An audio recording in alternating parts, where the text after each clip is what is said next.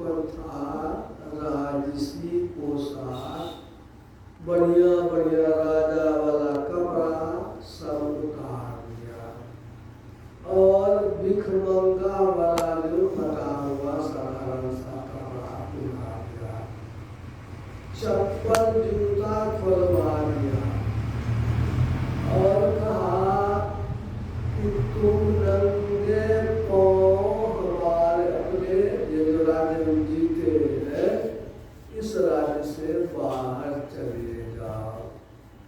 अब राजा जनक वो राज्य से निकालता है, पैर में जूते नहीं है, फटे चिटे कपड़े हैं और गांव की समाज की नगर की प्रजा जिनको कि वे बहुत प्यार करते थे, सम्मान करते थे, सबको देख रेख करते थे, वह सब देख रही है कि राजा पैदल जा रहा है, मदद करना चाहे तो उसके पीछे सैनिक लगा हुआ है, कोई राजा से बात नहीं कर सकता है, कोई राजा को टोक नहीं सकता, कोई राजा को कुछ दे नहीं सकता है, खाने पीने रहने का कुछ नहीं, बेचारे जा रहे हैं, प्रजा सभी को देख रही है, कोई उपाय था नहीं, क्या करते।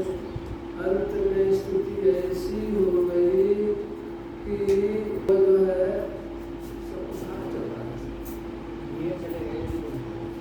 तो वो पैर में भूख से प्यास से कई दिन लग गए, कोई पानी नहीं दे रहा है, कोई भोजन रहा है, कोई बात नहीं कर रहा है, एकदम लटवा गए।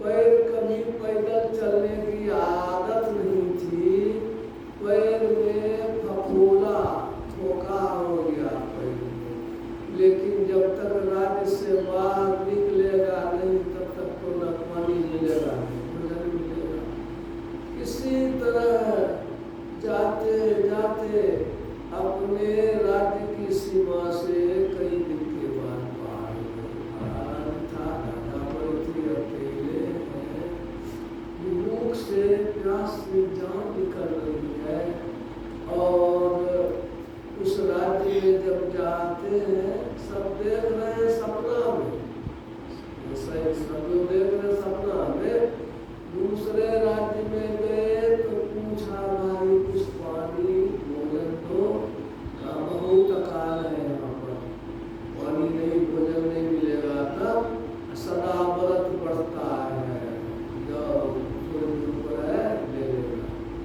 जब तक वे पहुँचते हैं तो खिचड़ी जो बनी थी सदा व्रत की समाप्त हो गया था। उसने कहा भाई जान निकल रहा है, थोड़ा सा दे दो ना, कुछ भी है। तो उसने कहा नीचे में जली हुई खिचड़ी का कुचल है, कुचल लोगे? कहा भाई कुछ दे दो, जान बचेगी तब न खाएगा। खिचड़ी का कुचल, जली हुई खिचड़ी का कुचल, निकालो बर्तन दो, बर्तन कहाँ था? वो कोवा में, चुरू में, कोवा में का इसी में दे दो। देख रहा है सपने में कितनी भूख लगी है, सपना भी तो सच्चे लगता है समय में, जब तक सपना में रहते हैं तब तक सपना तो सच्चे मालूम होता है, झूठा मालूम होता नहीं है। कोवा में उसको जली हुई खिचड़ी का कुचल दिया, अब उसको ले करके खाते मुंह में, ऊपर में एक चील उड़ते आया, ऐसा झपट्टा मारा दोनों हाथ दोनों तरफ हो गया, सब खिचड़ी गिर गया नीचे बालू में, मट्टी में। ये जो दृश्य सपने में देखा, इतना दर्द हुआ, भयभीत हुआ, चिल्ला पड़े और नींद टूट गई, नींद टूट गई, चिल्ला पड़े। कैसे नींद खुलती है? देखते हैं कि हम तो राजमहल में हैं, पलंग पर पर सोए हुए हैं, यहाँ तो कोई कष्ट नहीं है। सपने में जो इतना कष्ट उठाए, पैर में फफोला हो गया, भूख से परेशान थे, चील जो झपट करके वो जली हुई खिचड़ी को भी गिरा दिया, वो जो दुख सहे वह सत्य कि मैं अभी राजा हूँ, यह सत्य। कौन सत्य? यह सत्य की वह सत्य, यही वे बोलते थे, यह सत्य की वह सत्य। सवेरा हुआ, राजा अपने दरबार में गए। बहुत से पंडित विद्वान लोग दरबार में, दरबारी लोग बैठे हुए थे। राजा ने प्रश्न किया, यह सत्य की वह सत्य। लोगों को मालूम रहे तब न यह क्या हुआ, वह क्या हुआ, कोई जवाब नहीं दे पाया। तब वो चले खोज में, कोई आदमी इस प्रश्न का जवाब दे। तो प्रश्न का जवाब देने के लिए कहते हैं, ये रथ पर जा रहे हैं तो उधर से अष्टावक्र मुनि आ रहे हैं। अष्टावक्र, वक्र मतलब टेढ़ा, अष्ट मतलब 8, उनका 8 अंग था टेढ़ा मेढ़ा। लाठी लेके चलते थे, कभी इधर झुकते थे, कभी उधर झुकते थे। लगता था कि अब गिरेंगे तब गिरेंगे। वो रथ वाला कहता है, रथ जो चला रहा था राजा का, है सूझता नहीं है, राजा का रथ आ रहा है, अल्लाह कहीं का बदल होगा। वो कहता है अष्टावक्र मुनि, मैं अंधा हूँ कि तू अंधा है, तुम्हारा राजा अंधा है। बोला इस तरह से बोलता है, वे खटक के कहा कि बोलो तुम्ही, अंजोर जो टेढ़ा मेढ़ा पग है, लगड़ा लुढ़ा है, उसको रास्ता दिया जाता है कि ये रथ को रास्ता दिया जाएगा, तुमको रास्ता दोगे कि हमको रास्ता दोगे, सो बताओ। राजा जनक ने सुना, समझ गया कि साधारण आदमी नहीं है। कहा कि कौन हो तुम? कहा नाम बताया, अष्टावक्र मुनि। कहा कि मैं गुरु की खोज में चला हूँ। हाँ मुझे पता है। अब बचोगा, गुरु को ले जाएगा क्या पैदल, तुम जाएगा रथ पर, तो उसको रथ पर बैठा लिया और अपना पैदल चले राजा जनक। फिर आए दरबार। दरबार में जब अष्टावक्र मुनि को लोगों ने देखा चलते हुए, तो ठहाका मारा, ठहाका मारा। तो ये भी खूब ठहाका लगा के हंसे। लोगों ने पूछा तुम क्यों हंसे? विद्वान लोग थे। कहा पहले तुम हंसे हो, तुम जवाब दो, तुम क्यों हंसा?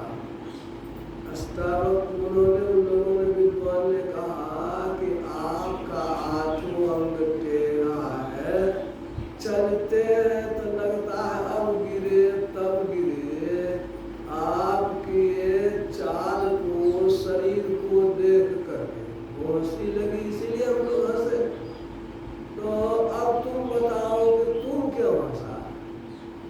अष्टावक्र मुनि ने कहा कि हमने सुना था राजा जनक के दरबार में बड़े बड़े ज्ञानी मुनि पंडित रहते हैं, लेकिन मुझे आज मालूम हो गया कि राजा जनक के दरबार में सब चमार रहते हैं। हम तो लोगों को वह चमार कर दिया। कहा कि चमार किसको कहते हैं? जो हड्डी मांस चमड़ा की पहचान करे। तुमने हमारे शरीर को देखा, हड्डी को देखा, जान को देखा, और इसी पर तुम हंसे, तो तुम चमार नहीं तो क्या? बताओ तुम, नदी टेढ़ी मेरी हो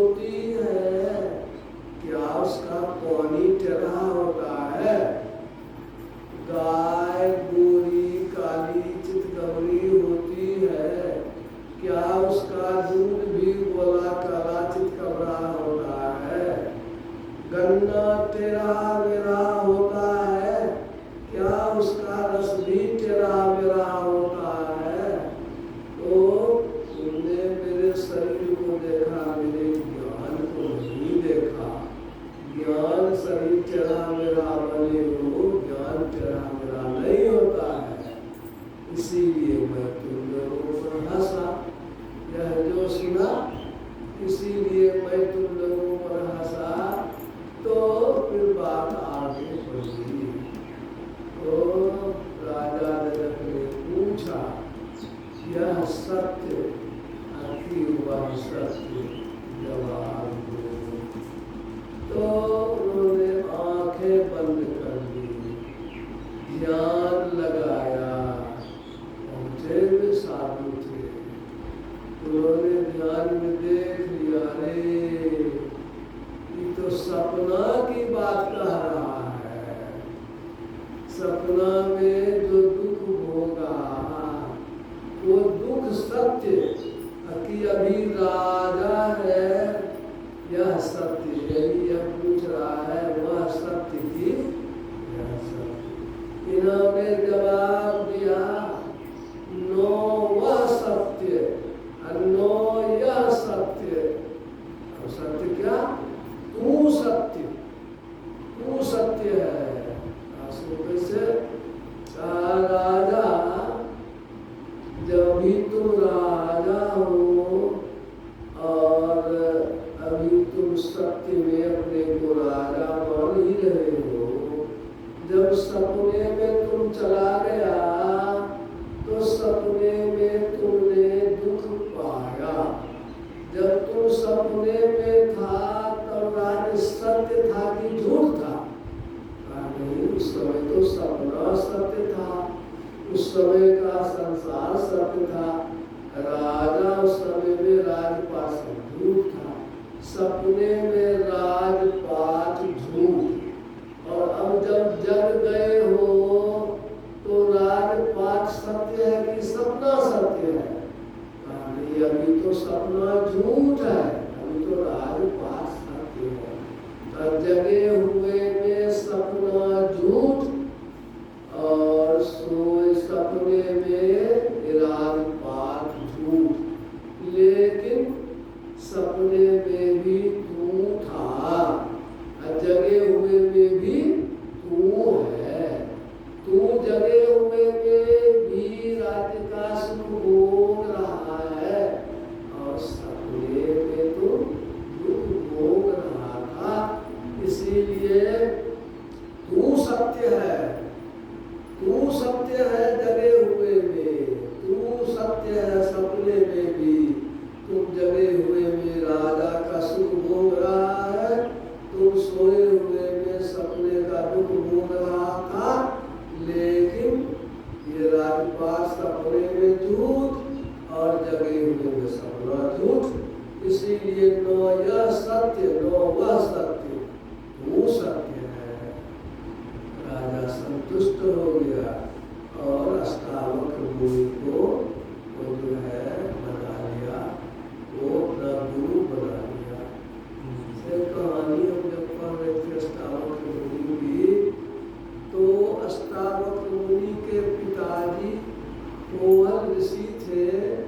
वे बड़े ज्ञानी थे लेकिन बहुत गरीब थे।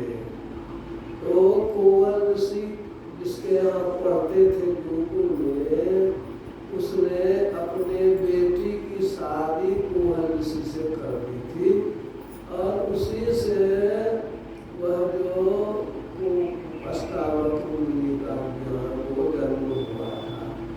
तो अष्टावक्र का क्यों बेटेरा हो गया? अष्टावक्र की माता जी जब कोवल ऋषि कहलगांव में रहते थे, कहलगांव में वे सत्संग करते थे, वेद पढ़ते थे। तो कोवल की माँ भी, ये उसकी अष्टावक्र की माँ कोवल की पत्नी भी बैठ करके सत्संग सुनती थी, वेद सुनती थी।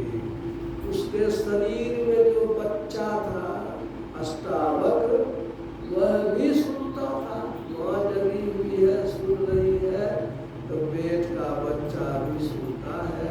वह संस्कारी बच्चा, ज्ञानी बच्चा, वो सुन रहा है। ये वेद पढ़ रहे हैं तो उसमें गलती हो गई पढ़ने में, तो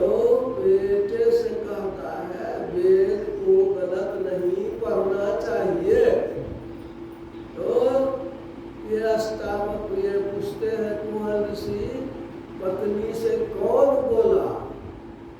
आप ही का बेटा बोला जो मेरे पेट में है।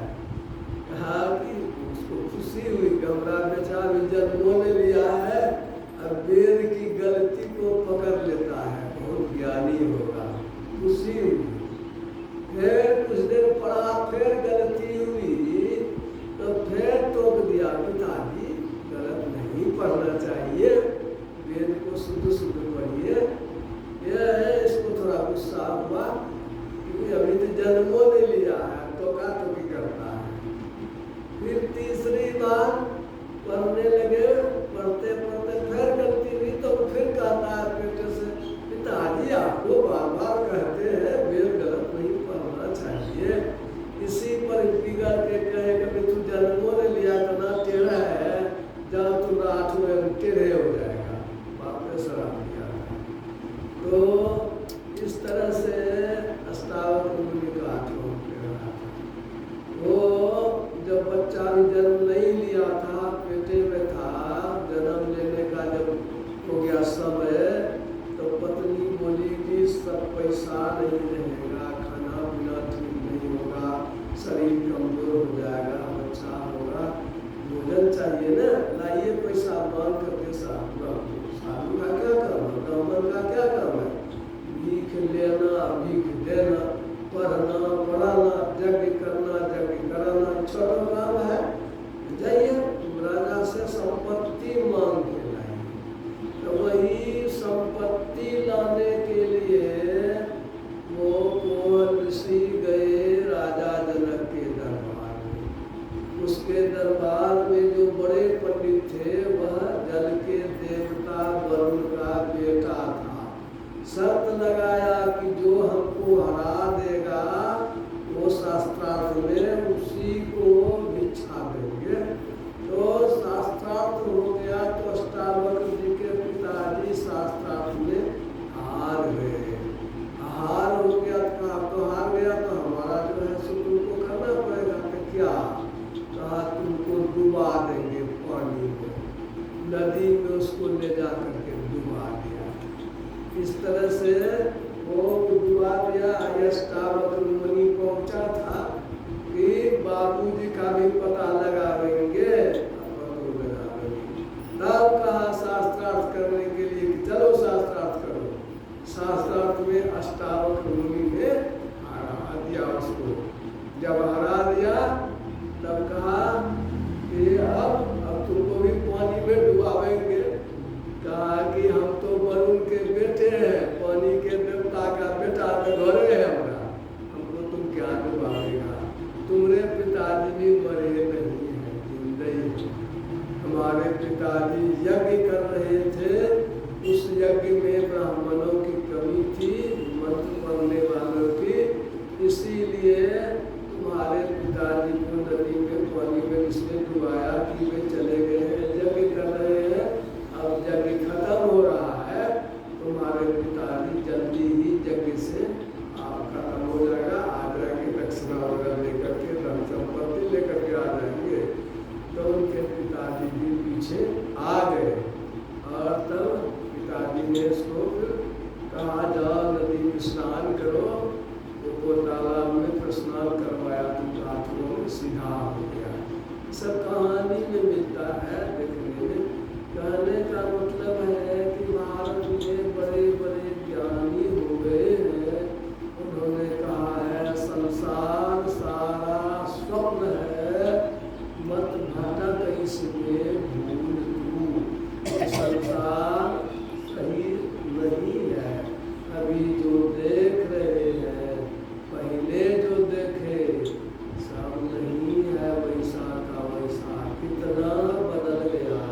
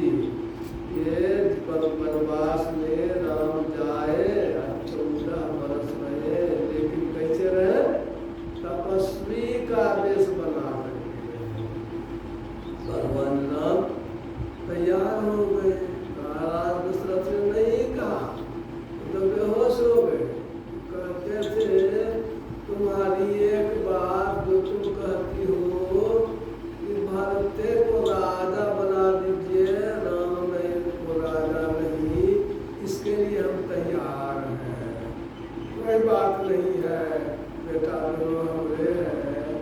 नियम है बड़का बेटा को राज मिलना चाहिए, लेकिन जब तुम जिद करती हो तो छोटके को राज होगा, बड़ते को राज होगा। लेकिन यह जिद क्या कि तुम उसको जंगल भेजो, जंगल जाने से तुमको क्या मिलेगा? भरत को राजा बनावेंगे, राम को खुशी होगी। राम दोनों भाई बहुत प्रेम है। भरत को राजा बनने से राम को दुख नहीं होगा, उसको तो सुख ही होगा। लेकिन कई जानती थी राम के रहते भरत कभी राज स्वीकार नहीं करेगा। भरत कभी भी राम को राजा नहीं बने ऐसा नहीं करेगा, इसलिए पहले ही उसको जंगल भेज दे तो फिर जो है राजा भरत बनेगा। इसलिए यह दोनों वरदान को मानती है। यह सुन करके बहुत समझाए महाराज दशरथ ये बारस गाय नानू लागी, क्यों तुम इस तरह से हमको गाय की तरह मार रही हो? यह जो है ठीक बात नहीं है। नहीं मानी भाई, राजा दशरथ बेहोश हो गए।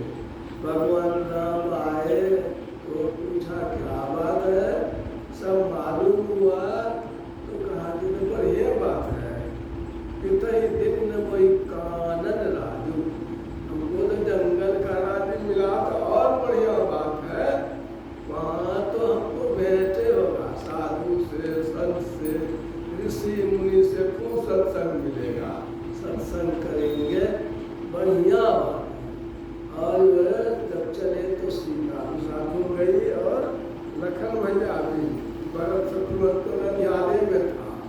ये सब लोग चले तो वही वो निषादों का वह भी राजा है।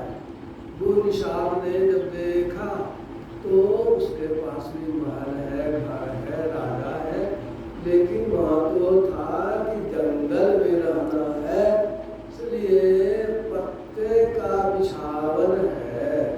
और वह बिछावन, पत्ते का बिछावन बिछा करके पेड़ के नीचे वो सोए हुए हैं भगवान राम और सीता मैया। और लखन लाल जी जो पहले करार किए हुए हैं कि पहरा करने के लिए बैठे हुए लक्ष्मण जी, वो निषाद भी अपने सेना लेकर के, सैनिक लेकर के आता है। चारों तरफ सैनिकों को बैठा देता है। अब बैठा करके अपने भी आकर के लक्ष्मण जी के पास बैठ जाता है। तब वह लक्ष्मण जी से कहता है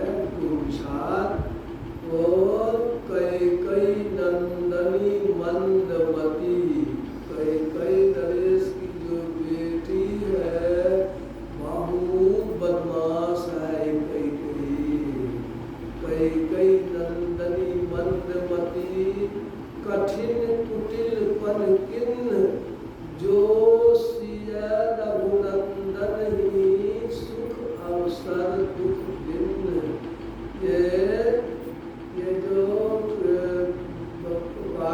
ये जो कई नरेश की बेटी जो कुटिला है, बदमाश है, अभी दोनों राम और सीता की शादी हुई थी, सुख का समय था, घर परिवार में रहना था। ऐसे समय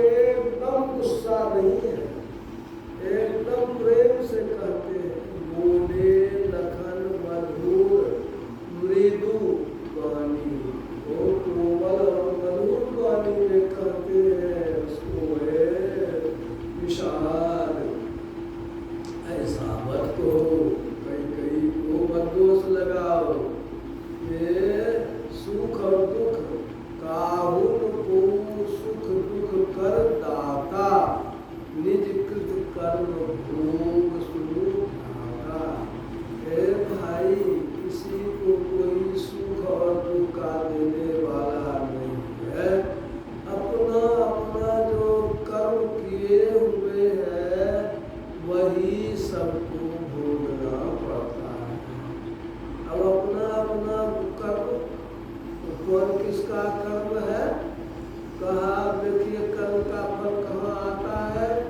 कर्म किया महाराज दशरथ ने, शब्द वेदी बाण वे चलाते थे रात में।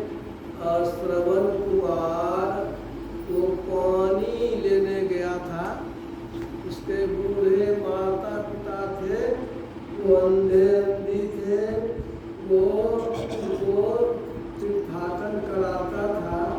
रात में प्यास लगी तो घड़ा लेकर के नदी में जो डुबाया, तो घड़े में जो पानी गया तो उसमें आवाज हुई गुगुल गुगुल गुगुल।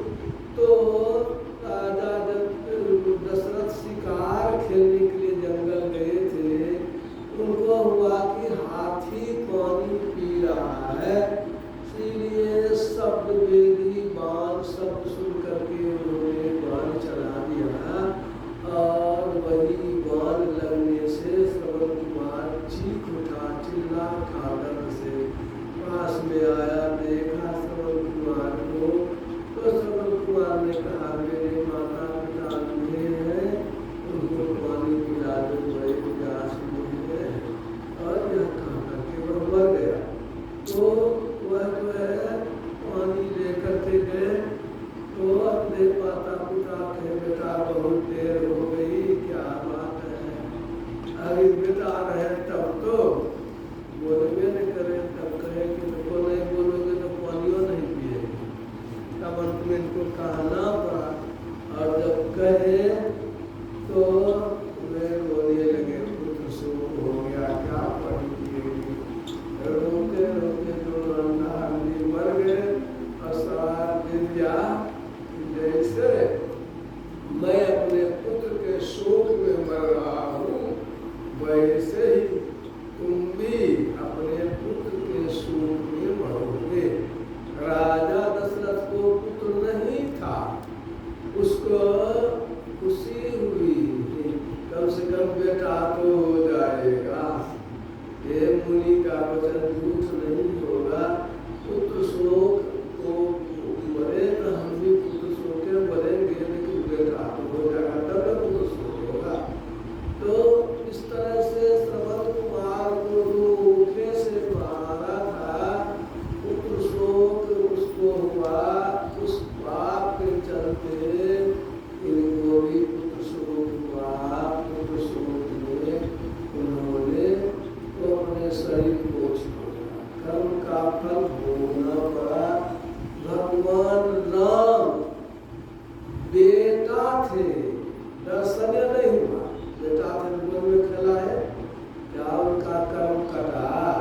नहीं कट पाया, वो कर्म उनका नहीं कट पाया। जो गलती हुई उस गलती का दोष, कर्म के फल का दोष दूर नहीं हो पाया। भगवान का दर्शन नहीं, बेटों बना करके गोलोक खिलाए, तब भी कर्म का फल भोगना पड़ गया। सीता मैया वो सुनती थी वाल्मीकि आश्रम की, वो रामायण राम कथा सुनते सुनते याद हो गया था, बोलती थी। तो सीता सखियों के साथ उससे जब सुनी तो उसको जाल में फंसा करके सोना के पिंजरा में बंद कर दिया। उसने कहा सीता तुम नहीं जानती हो हमारा परिवार है, तुम जो मुझे सोने की पिंजरे में बंद कर दी। वो कहे सोना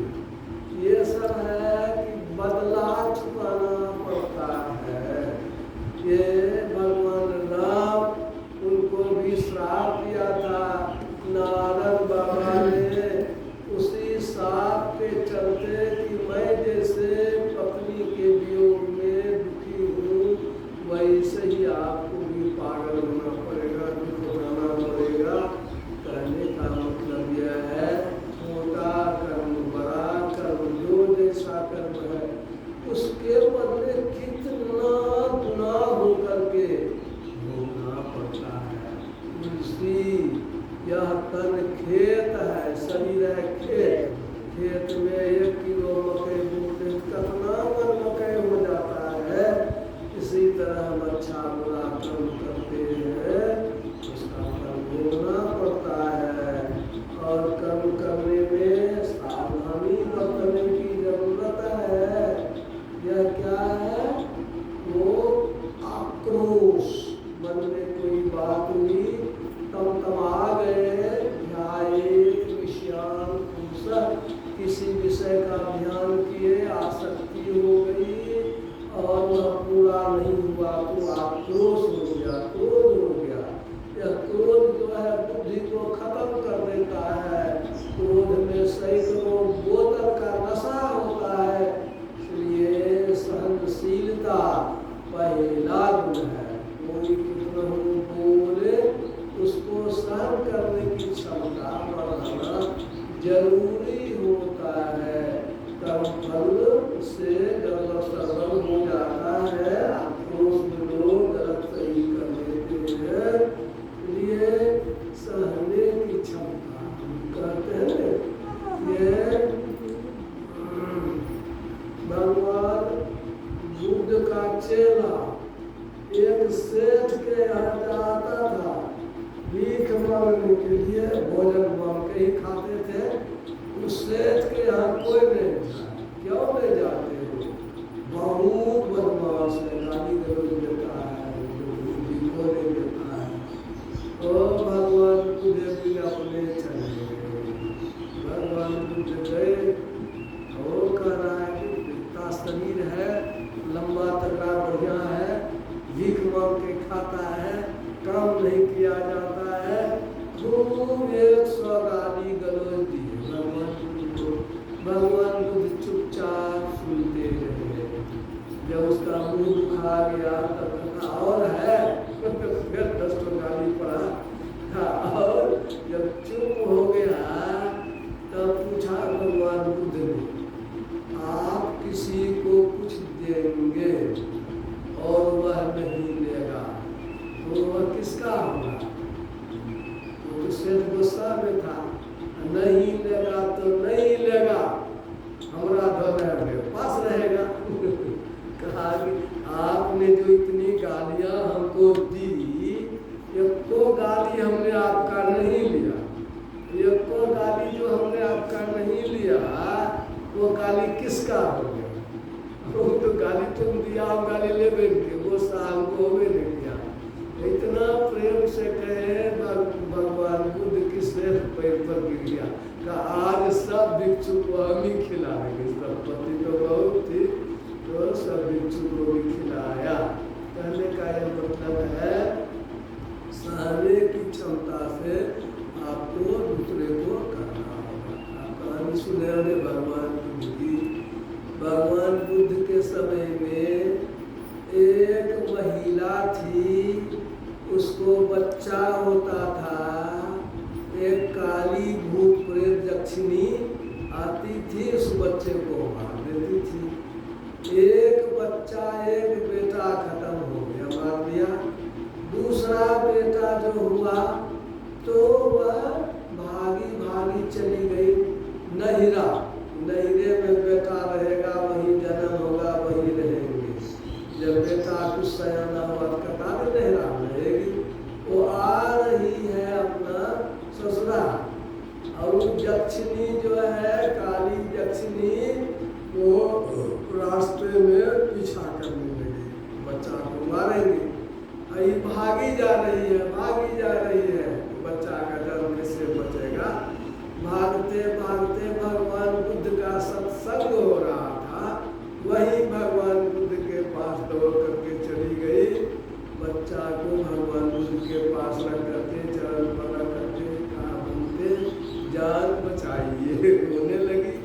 भगवान बुद्ध ने कहा देखो क्या बात है। कहा कि यक्षिणी आ रही है, हमारे बच्चे को मार देती है। यक्षिणी को वो देवता, पुष्प देवता ने वो दरवाजे पर ही रोक दिया था। वहीं थी वह खड़ी, निकलेगी तो भीतर से। तो फिर यक्षिणी को भगवान बुद्ध ने यक्षिणी आई सामने में और पूछा, लक्ष्मी तुम इसके बच्चे को क्यों मारती हो? कहा बनते ये तो एक जन्म की बात नहीं है, पहले जन्म से हम दोनों सौतीन थे। सौतिया अड्डा हमरे बच्चा को ये मारती थी, किसके बच्चा को हम मारते हैं। ये तो कभी वो बाघ को बिलाय बना तो हम चूहा बने, कभी वो चूहा कभी और कुछ बना तो कुछ बने। क्या जन्म से यह भी हमरे बच्चे को मारती है, हम भी इसके बच्चे को मारते हैं। आज का थोड़े झगड़ा है, बहुत दिन झगड़ा। भगवान बुद्ध ने कहा देखो, क्रोध से क्रोध समाप्त नहीं होता है, क्रोध से क्रोध बढ़ता ही जाता है। तुम लोग आज मेरे पास आए हो तो ठीक बात है, नहीं आते तब तो कितने जन्मों तक तुम लोग लड़ते रहते। यह आक्रोशन ठीक नहीं है, क्रोध को शांत करो। वो क्रोध का बदला क्रोध नहीं, अब क्रोध को अक्रोध से क्षमा से जीतिए। क्रोध को क्षमा से जीतना चाहिए। समझाया गलती करोगे फिर आगे भी साफ आ जाएगा, आगे से नहीं करना है कुछ, बनते आज से कुछ नहीं करेंगे। दोनों को भगवान बुद्ध ने समझा दिया और इस तरह से साथ दिया। ये क्रोध जो है वह बहुत अबोध कर देता है, और हम लोग कहानी में हम लोग कई बार सुनाए हैं कि एक बाबा जी है, बूढ़ा है और दांत टूटा हुआ है, बैठा हुआ है। एक बड़का फौजी, फौज का बहुत बड़ा अफसर पहुंचा। बाबा प्रणाम बाबा। हाँ खुश हो, क्या बात बाबा? स्वर्ग का दरवाजा क्या है, नरक का दरवाजा क्या है? बाबा जी सोचता है इसको बता देंगे तो वो मनवे नहीं करेगा। तो कहा कि बाबा जी ने पूछा तू है कौन, बताओ तो। कहा जो फौज देखते हैं ना, इस फौज के हम ही सबसे बड़ा हाकिम, लेफ्टिनेंट कर्नल जनरल हम ही है। चेहरा तो लगता है तुम्हारा घोड़सवार का पिता का जूता बोलने वाला, कहते हो कि तुम लेफ्टिनेंट कर्नल हो। ये जो कहा उसको गुस्सा हो गया कि हमको इतना बात बाबाजी कह देगा, क्रोध से कांपने लगा, तलवार खींचने लगा। बाबाजी हो गया जो लोग सुन बोल देना, हम इनको इस तरह से क्यों बोला, थर थर कर रहा है, तलवार खींचे भीतर करे। बाबा कहते हैं बेटा, खूब प्रेम से बाबा कहते बेटा अभी तुम नरक के दरवाजे पर हो। तो एकदम सब पका गया था, बेटा अभी क्रोध में तुम थरथरा रहे हो, यह क्रोध ही नरक का दरवाजा है, तुम नरक के दरवाजे पर खड़े हो। जैसे कहा तो समझ में, अभी तो पूछे थे नरक का दरवाजा क्या है, तलवार फेंका, अब पैर पर गिर गया, गिर गया। बाबा बड़ी गलती हो गई, माफ कर दीजिए, हम तो तलवार खींच रहे थे आपको काटने के लिए, और यह जो है हम बड़ी गलती कर रहे थे बाबा, बहुत बड़ी गलती हो गई। रोने लगा, तलवार खींचने लगे थे, तो माफ कर दीजिए बाबा, माफ कर दीजिए, रोने लगा। बाबा ने कहा बेटा अब तुम स्वर्ग के दरवाजे महाराज की ये जो क्षमा याचना करना, रोना पछताना, ये स्वर्ग का दरवाजा है। तो व्यावहारिक जीवन में काम में सुधार के लिए चाहिए, कर्म फल को काटने के लिए केवल एक ही रास्ता है, वह है ध्यान, जो गुरु ने बतलाया है। यदि शैल समं पापम विस्तीर्ण बहुयोजनम विद्यते ध्यान योगेन नान्यो भेद कदाचन। वो ध्यान योग से ही केवल कर्म फल को नष्ट किया जाता है। कर्म फल तीन तरह का हिस्सा में होते हैं, जैसे खेत में क्या लगावेंगे, कोई रोकेगा, हम हम बैगन नहीं लगाएंगे, हम टमाटर लगाएंगे। कोई पूछेगा क्यों टमाटर लगाए, हमारा खेत है, हम टमाटर लगाए, है ना। इसी तरह से हम शराब पिएंगे कि दारू पिएंगे कि दूध पिएंगे, कोई रोकेगा? हमारा मन होगा वही करेंगे। यानी अभी जो काम है हम सत्संग करेंगे, यह कोई हमको रोकेगा नहीं, अपने मन से हम काम कर सकते हैं। सत्संग करेंगे, सुवचनों को सुनेंगे, ज्ञान सीखेंगे तो बुरे कर्म से बचेंगे, अच्छा कर्म करेंगे। यह बुरे कर्म से बचना, अच्छा कर्म करना, ये सत्संग सिखाता है। इसलिए यह जो इसको कहते हैं क्रियमान कर्म, कौन कर्म हम करेंगे यह हमारे हाथ में है। इसलिए क्रियमान कर्म को अपने तय सोच विचार करके कीजिए। आज जो कर चुके, जो खेत में क्या लगाए लगा दिए, ऊपर गया तब उसमें से कुछ को बोरा में सीट कर देगा, रख दिए हैं, वो जमा है, और उसका रोटी भात बना करके खा बरसे हैं। इसी तरह से जो कर्म बहुत है वह कर्म जमा है, उसका नाम है संचित कर्म। और उसी कर्म का एक हिस्सा इस शरीर में भोगने के लिए है, उसका नाम है तकदीर, भाग्य जिसको कहते हैं, प्रारब्ध उसको कहते हैं। तो प्रारब्ध कर्मों को इस शरीर में भोगते हैं, तो शरीर खत्म होगा तो प्रारब्ध खत्म हो गया, शरीर खत्म हो गया। लेकिन संचित जो बचा रह जाता है वह संचित कर्म बारंबार जन्म देना मरना पड़ता है। उस संचित कर्म को कहाँ रखा जाता है? वह चित्त रूपी फीते पर वह अंकित है।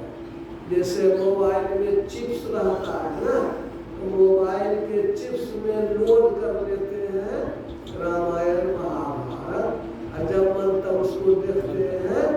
इसी तरह से चित्त रूपी फीता पर जो अंकित हो जाता है वो कर्म फल बनता है आगे के लिए। उसको कैसे खत्म करेंगे? जैसे डिलीट करते हैं, उसी तरह से उस कर्म फल को भी हम ज्ञान के द्वारा उसको हम डिलीट करते हैं, फॉरवर्ड करते हैं। वह कहाँ होगा? सुषुम्ना में होगा।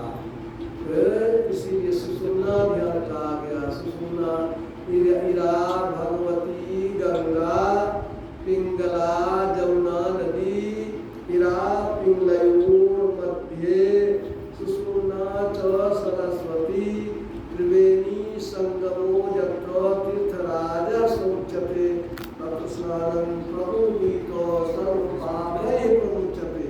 त्रिवेणी संगम में स्नान करने से सब पाप से पार कर जाता है। इस ज्ञान को गुरु से सीख करके मन को निर्विघ्न समाप्त करते हैं। संयोग होते हैं, साधु होते हैं।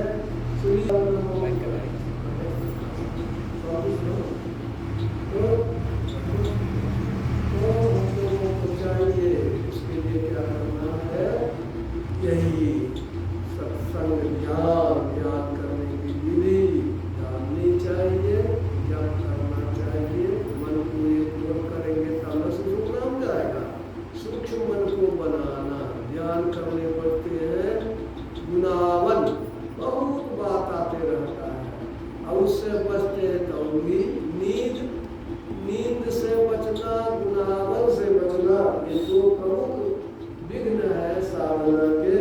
इसका अभ्यास करते हुए जब बराबर करते करते मन ये होता है, और दृष्टि के सहारे